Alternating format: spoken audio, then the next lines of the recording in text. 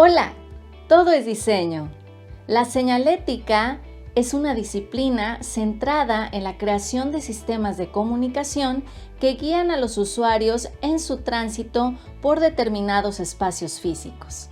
En este video te presentamos una charla con Diego Chico León, quien a través de su investigación nos adentra en los mitos que han surgido a través del tiempo con respecto a la señalética.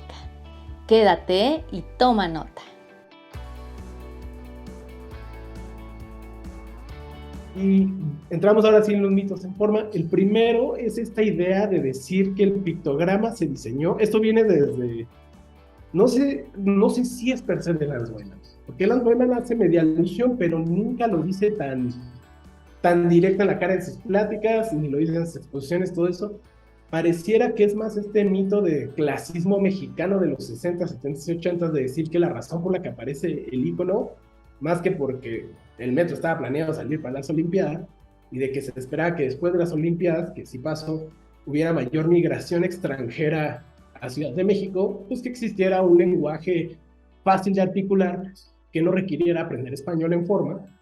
Eso es algo más plausible, considerando que esto lo estás haciendo después de que tuviste a no sé cuántos extranjeros de todas las esquinas del mundo en unas Olimpiadas, a que este mito grande que se dice que es que la población de Ciudad de México era analfabeta y la del Estado de México era analfabeta, entonces requerían el icono para que se pudiera ubicar en las estaciones. La tasa de alfabetización, si bien no es la mejor, no es la más alta, tampoco es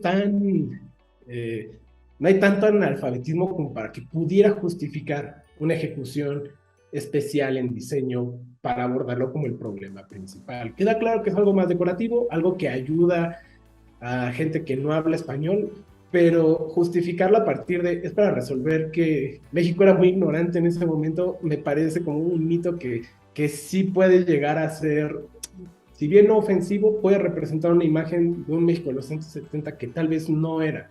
Algo que me preguntaron mucho cuando empezamos a investigar, si volvemos al mismo tema, es cómo diseñas una tipografía para un sistema de señalización en español que no tenga acentos. Eso lo podemos ver acá en el primer derrotero. Cosas muy específicas como Gómez Farías, Moctezuma, Pino Suárez, no llevan acentos. Hay gente que cree justificar esto con la vieja regla de que antes la RAE creía que si tú escribías en mayúsculas no requerías acentos, pero pues eso se sabe que no es como el motivo principal, ¿no? Sino que igual sigue consolidando la idea de que está pensado para un público más extranjero, para asociar los glifos básicos con el pictograma per se. ¿Por qué? Porque si realmente los iconos existieran para la alfabetización, entonces ¿por qué le enseñarías a la gente un español sin acentos? Es como muy sin acentos, sin ñes. Sería una manera muy extraña de alfabetizar a la gente, ¿no?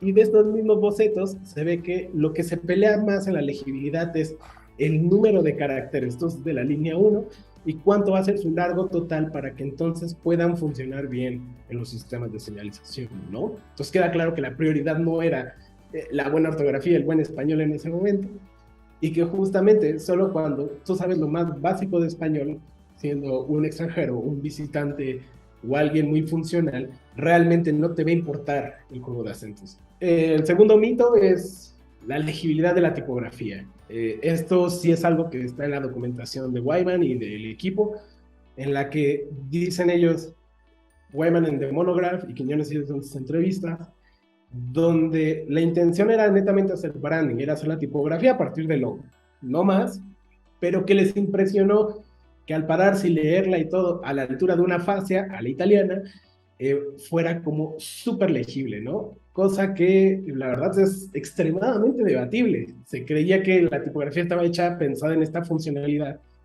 pero la verdad es de que por la velocidad y el ángulo al que uno está en los trenes, realmente no va a ser tan legible. Para eso tenemos una pequeña prueba rápida. Este es un pase de la línea y se está viendo a la altura original de que tú estás parado en la puerta, es decir, como el punto más cercano a lectura, y si le pudieran dar una vista y si no, le podemos dar una regresada rápida. ni siquiera la señalización básica como de ruta de escape, no fumar, pues realmente no aparece. O sea, y eso también tiene que ver con los nuevos materiales que se usan, lo que quieras, pero hasta que el tren no está detenido en forma, solo hasta ese momento no es legible. Lo cual igual rompe un poquito el mito de legibilidad de tipografía. Y el tercero, que este sí es teoría de diseño en forma, es que el wayfinding es lo mismo que lo que Lance Wayman llamaba una comunicación no lingüística o no verbal, ¿no? A veces la gente cree que el icono es un método de señalética, realmente no. La teoría del metro es más interesante en ese sentido. Se trata no de asociar a los dos como si fueran lo mismo, sino de separarlos, ¿no? Wayfinding son todos los elementos que nos ayudan a ubicarnos espacialmente en un lugar, mientras que una comunicación no lingüística, no verbal, es más de tratar de simplificarlo al mayor nivel que se pueda, ¿no? Entonces, nos pasamos acá a los viejos bocetos que ya hemos visto, porque aquí es muy interesante, son bocetos que no todos terminaron las iconografías finales, pero podemos ver por qué se eligen unos y otros no. El ejemplo más claro es la estación Insurgentes, ¿no? Tenemos desde la izquierda cómo se ve la glorieta Insurgentes actualmente, que no es tan diferente de su diseño original de los 60, excepto con los añadidos. La primera iconografía, que es la que vemos acá arriba, primero quería representar una versión muy abstracta, ¿no? La glorieta y con 4 salidas. Luego vamos a ver en los bocetos más grandes que se trata de hacer geográficamente más correcta, y tenemos este icono prototipo, ¿no? En teoría, a nivel wayfinding, debería ser más útil este prototipo. ¿Por qué? Porque representa el lugar y lo da hasta con una exactitud de por dónde salen las rutas y todo. Sin embargo, si lo vemos de la teoría de representación, de comunicación no lingüística, es muy difícil de escribir este icono. Es como, si tú le dices a alguien, porfa, bájate en Insurgentes, te dice, no sé dónde está Insurgentes, te va a decir, pues güey, bájate en el circulito que tiene unas líneas, y va a ser un poco más difícil de representarlo, ¿no? Sin embargo, el diseño final, que es una campana que trata de representar la campana de independencia, por ejemplo, aunque la gente no sepa que es un elemento base de la independencia de México, sí le puedes decir, bájate en la campana va a ser reconocida en todo el mundo, la gente en todo el mundo sabe que es una campana, es más sencillo poder ubicarlo en ese aspecto. Geográficamente no ayuda en nada, y si tú ves ese icono versus el lugar, no hay ninguna campana en ningún lugar, no hay ninguna representación en ese sentido, pero en términos justo de comunicación es más efectivo que algo que en teoría para la teoría de wayfinding sí lo es, ¿no?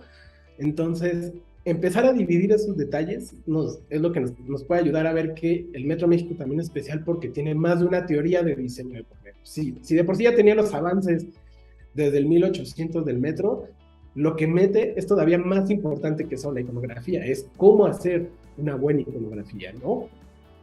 Obviamente, el objetivo era una comunicación no lingüística y es de que se pueda pronunciar la palabra con una sola cosa. Y tiene sentido. O sea, esta es una foto de cuando se inauguró, por ejemplo, la estación Terminal Zaragoza, que era la última de la línea. Lo más cercano en Landmark, bueno, está la estatua de Zaragoza per se, y tenemos el ejemplo en los viejos bocetos, que es el primero que está en los post-its de arriba, es un caballo, ¿no? ¿Por qué? Porque representa el caballo de la estatua, se ve que se intentó ahí adaptar, y que es una copia de lo que ya habían hecho ellos en México 68 para representar las actividades ecuestres con caballo. Entonces, bastante interesante en ese sentido. Funciona para la teoría, ¿no? Es bájate en el caballo, dale el arma. Pero no tiene este detalle distintivo y la gente ya lo tenía asociado como lo que pasaba en el deporte de México 68. Sin embargo, el prototipo que vimos en los bocetos grandes son los lentes. Ignacio Zaragoza usaba lentes, pero bueno, ¿qué personaje histórico no usa lentes, no? Entonces, aunque bájate en los lentes es más correcto, tampoco va a ayudar a distinguir mucho la estación. El diseño final que queda es tal cual un trazo lo más cercano posible a la estatua original, porque la gente en la zona sí reconoce la estatua original. Y los que no, al menos ahora empiezan a asociar el mito de Zaragoza como este hombre militar que va a caballo. Hay un detalle que sí es interesante. Aquí, como podemos ver, la estatua es súper bien delineada, tiene varios elementos, no se alcanza a ver acá abajo, pero está pisando una corona que ni siquiera en la estatua original se ve. pero sí está simplificado y tratando de representar todos los elementos posibles per se en la iconografía, ¿no? Decir bájate en el jinete, en el hombre en caballo y eso, no es tan fácil de pronunciar como los dos anteriores, pero busca un punto medio entre wayfinding por un lado y por otro lado algo que se puede decir con una palabra. Entonces, vamos a ver, ningún ejercicio gráfico, ningún diseño presentado está libre de pecado, está libre de área de feedback y oportunidad. Y este es un buen ejemplo. Mientras que acá fue una ejecución en Insurgentes impecable, acá vamos a ver que no va a ser tan sencillo. Y más cuando a México le pasa mucho. Si tenemos un problema de representar figuras históricas de que no las conocemos fuera de los billetes o fuera de los libros, es muy difícil luego de repente representar cosas. Pasa en otros metros de la República Mexicana, donde intentaron aplicar pictogramas y luego de repente, como son héroes muy locales, nadie relaciona las siluetas.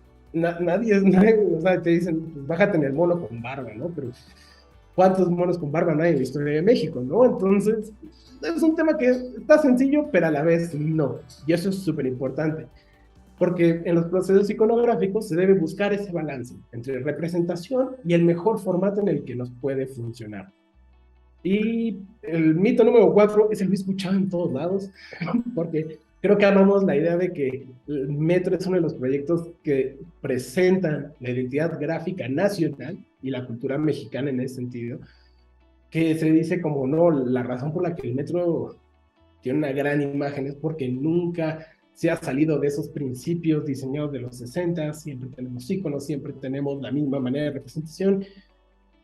Y la neta es que no. Depende del lugar, en la línea en la que estés, es como es la banderilla, dependiendo en qué década estuvo, ahí se queda, porque pues la historia de México también es una historia, especialmente de los 60 en adelante, es una historia que va a estar marcada por crisis económicas, cambios sociales. Realmente no vamos a tener este detalle de ser súper consistentes. La razón inicial por la que empezó toda esta investigación del Metro en un principio fue por estas imágenes que estamos viendo de la línea 2 de Bellas Artes y Popotla. Están escritos en helvética y son fotos de la época, son de 1969. Y si se puede ver hasta la flecha emula más a la señalización del metro de Milán y el metro de Nueva York, que ya para ese rato ya estaba funcionando. Y la palabra metro, por ejemplo, está arriba, está en helvética también, mientras que su imagen de la izquierda, que es el de Hidalgo, sí está con la tipografía del metro, está abajo. Empezamos a ver esta inconsistencia, que aquí también hay mucha gente con teoría de conspiración. No están a decir que porque el negocio y la señalización lo hacía alguien familiar de la esposa de López Portillo, entonces hizo y que por eso hicieron lo que quisieron. Y la verdad, no hay nada que sustente esa teoría. La verdad es de que esta fue la razón por la que me acerqué al principio a Quiñones, a Lance Wyman, y les pregunté sobre esto. Y ellos me decían que, pues no tenían nada que ver con ellas, que ellos no sabían por qué, pero hasta Lance Wyman responde que le alegraba mucho que al final otra vez hubieran regresado a estandarizar todo en la misma tipografía. Queda claro que estos son cosas intencionales, no es no es como en los días de hoy de, me instalé la tipografía y lo mandé a imprimir así, se cambia a Calibri. Realmente queda claro que sí había un intento de progresión durante los años y se nota mucho en las banderillas de señalización. Cada una hasta parece ser una cápsula de tiempo, ¿no? Letreros tipo neón en los 70s, en los 80 su versión más bien que era todo de blanco, las líneas se representaban no en estos cuadrados que vemos arriba, sino en círculo. En lo de la línea 8, que es más noventera, se ve la estética más industrial que estaba en boga. Y, por ejemplo, ahí es donde arrancó todo. La de hasta abajo es una señalización que sigue hasta nuestros días, en la estación de Valdera. Sigue viva y es el único retablo de madera de un metro en toda la estación que está escrito en esa fuente. Nadie sabe por qué.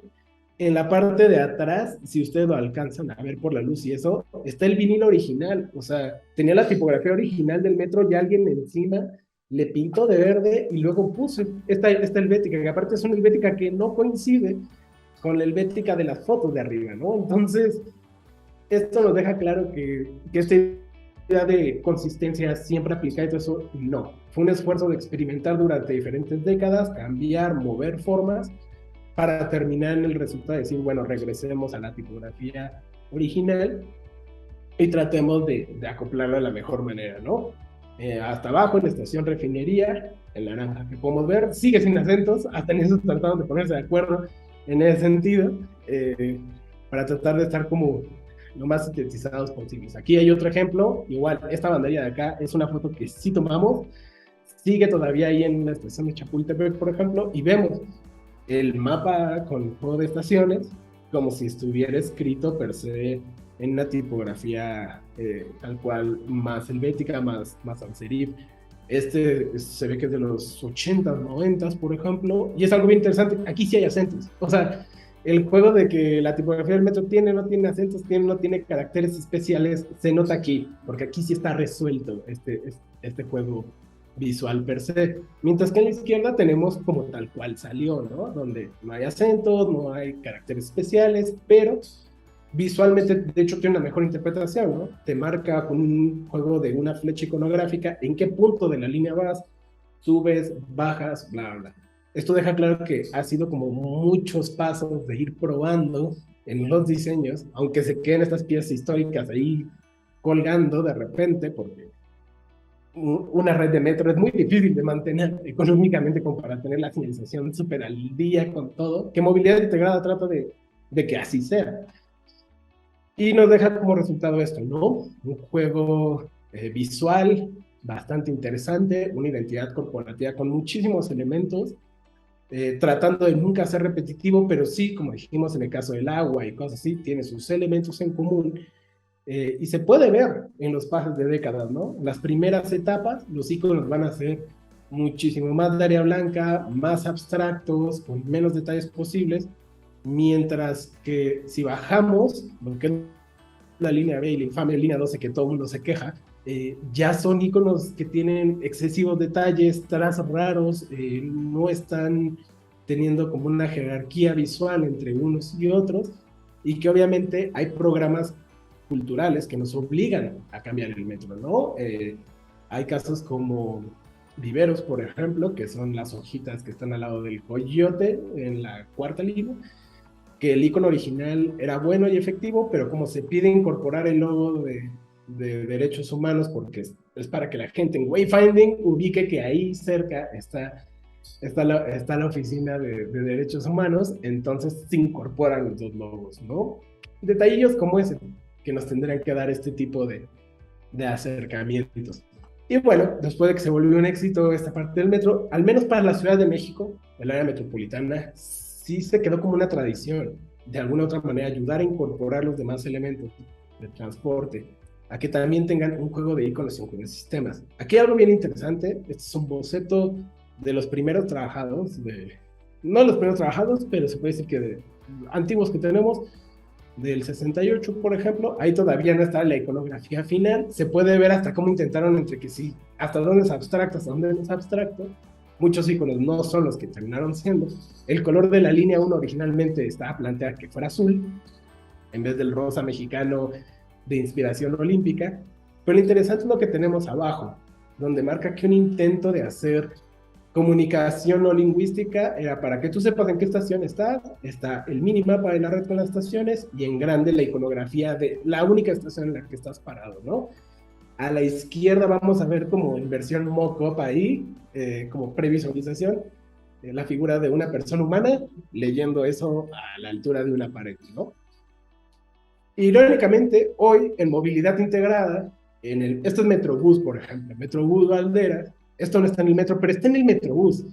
Y está en algunos ejemplos, en algunos casos, hasta en el cablebús, ¿no? Misma idea, retomada de alguna manera, ¿no? Una banderilla principal que te muestra en grande icono de estación en la que estás, versión pequeña en las que te ubicas, ¿no? Cuando yo mandé el mail con las Guaymas preguntando por la tipografía, él me decía que en este nuevo intento de tipografía en movilidad integrada se iban a arreglar todos los errores que en el metro no funcionaron. Y lo podemos ver, está Valderas, en la imagen del centro, Estación Juárez tiene acento, Cuauhtémoc tiene acento, y ahora sí ya están bien ubicadas en ese sentido, No es que esté enojado con los acentos, pero si ustedes ven la letra E de Valderas, y eso ya no es la E grande, estirada, fea, que consumía mucho espacio, la D ya no es un recorte de la O, las A son más cortas, o sea, hubo un ejercicio de mejorar la óptica visual. Y bueno, cuando digo que no siempre con los mismos resultados es porque todo esto es del área metropolitana, y esto habla también de algo interesante, la cultura visual de los diseñadores ejecutando en los otros frentes culturales, ¿no? Es decir, en Bajío, en el norte, en la costa, y qué es lo que representa, ¿no? Pues tenemos ejemplos de movilidad, ya lo quitaron, gracias a Dios, pero este era el metro de Guadalajara, por ejemplo, que quería conservar todavía su vieja iconografía hecha en los 80, la cual tiene mucho que desear, no plantea ninguno de los principios que vimos arriba, y salió 10 años por mínimo, 11 años después del Metro de México, tiempo perfecto de estudio de la zona, del lugar, de poder ejecutarlo de una mejor manera, ¿no?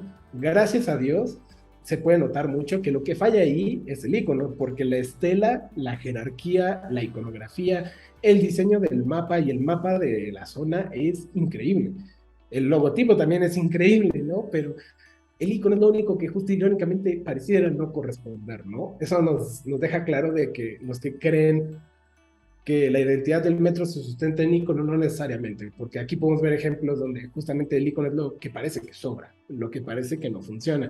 Ya lo quitaron en el año pasado, antepasado para acá, para hacerlo un sistema más legible solo tipográficamente. Al mismo tiempo, proyecto de 2017-2018, que es el Curobús, es un tipo Metrobús en Ciudad de Querétaro, y volvemos a ver los mismos problemas, ¿no? Aquí hay un intento que me parece interesante. La Q del logo no te da para hacer el envolvente de Q, pero esto termina apareciendo una comilla donde va el icono, ¿no? Es extraño, pero no lo juzgo en ese sentido, pero podemos ver que aún sobre ese mismo trazo, la iconografía tiene muchísimos detalles, como en el caso de Carretas, que no permite que sea legible.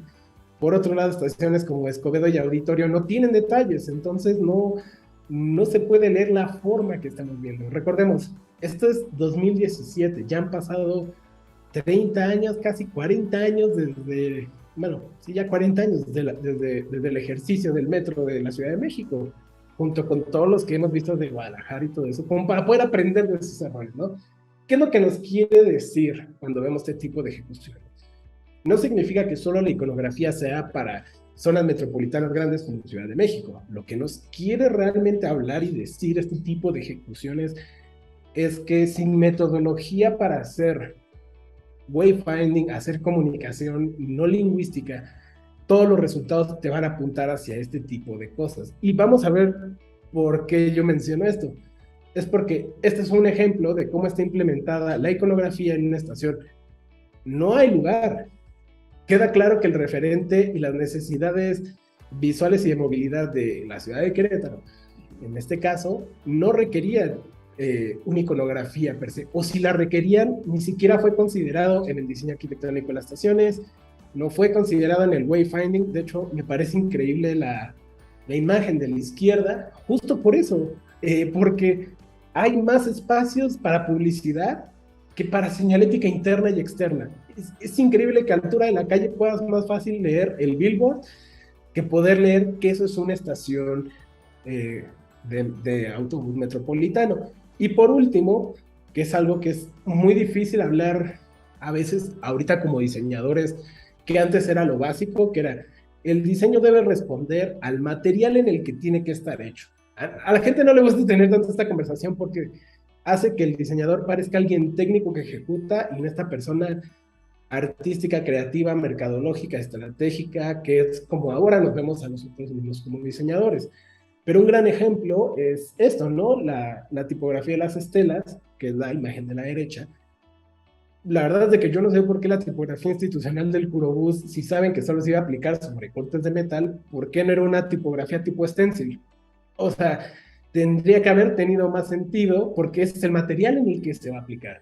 Y arriba en la iconografía se ve que esos detalles que faltan y todas esas cosas que no están en los iconos, pues es porque ni siquiera se pueden reproducir en ese corte de láser de metal. Entonces, son preguntas pequeñas que tal vez cuando uno es diseñador de la vieja guardia, digo, a mi generación no le tocó, pero la generación anterior a mí, era gente que antes de que tú hicieras un boceto te decían sobre qué material va. Y el material adaptaba la forma del diseño, ¿no? Pero ahora vivimos en un mundo donde todo se puede implementar de una manera tan sencilla y fácil que tendemos a olvidar las necesidades o las limitaciones de la tecnología en la que vamos a estar implementando diseño. Y eso es súper importante. ¿Por qué? Porque el logo del Curobús, por ejemplo, ahí no es legible. Acá se presentó como si fuera algo cool, sin que tuviera peso y todo esto está muy padre. Bien por ellos. Pero, por ejemplo, este envolvente que ahora vemos sobre los iconos, como las carretas y eso, no está presente en ningún lugar de la estación. Entonces, la pregunta es, ¿este elemento gráfico por qué aparece? ¿Por qué se propone en primer lugar? Detalles como ese nos recuerdan en el sentido que no es tanto que se haga buena o mala iconografía o buena o mala identidad a partir de eso. Es que si el proyecto original es guardar una tradición gráfica que viene de mediados de siglo, lo ideal es ver cómo va a funcionar eso en la década que vives, con el tipo de usuario que vas a tener y sobre todo cómo le puedes facilitar, tal cual como te diré Wi-Fi, el acceso o el descenso, o que puede ubicarse en forma, ¿no? Por eso hicimos todo un recorrido histórico para saber que hasta los mapas tuvieron que volverse abstractos, la señalética tuvo que volverse más sencilla, aunque hay elementos expresivos como la iconografía, hay reglas para esa iconografía. Y al final del día, yo sé, porque hubo una propuesta, no tengo las imágenes, pero sé que antes en el Metro Rey, muy en sus primeras etapas, hubo iconos. Pero también se dieron cuenta que ellos podían desecharlos porque no era prioridad. Y se vale en ese sentido. Se vale diseñar para lo que tú tienes la necesidad en el momento y los objetivos que tienes en el momento.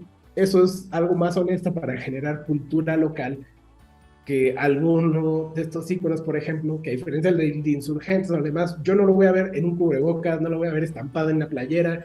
Y ese segundo detalle de cómo la gente adopta la iconografía es clave para que estas iconografías funcionen o no funcionen.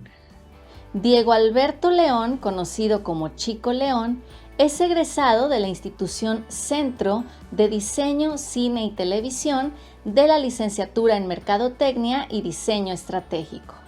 Con más de 10 años de experiencia en materia de publicidad, branding y diseño de experiencias, así como eventos para plataformas como Festival Ceremonia, Corona Capital, Festival Bravo, Centro de Cultura Digital, Museo Nacional de Arte y branding para marcas como Johnny Walker, Bacardi, Ron Zacapa, Tequila Don Julio, entre otros. Con proyectos de wayfinding para festivales de música y plataformas como el ciclo de carreras de la Fórmula E en sus primeras 2 ediciones, al mismo tiempo investiga y realiza ensayos sobre historia de diseño, historia de los sistemas de movilidad, branding y publicidad mexicana. ¿Quieres conocer más temas como este? Suscríbete a nuestro canal. Coméntanos de qué te gustaría que habláramos y recuerda, todo es diseño.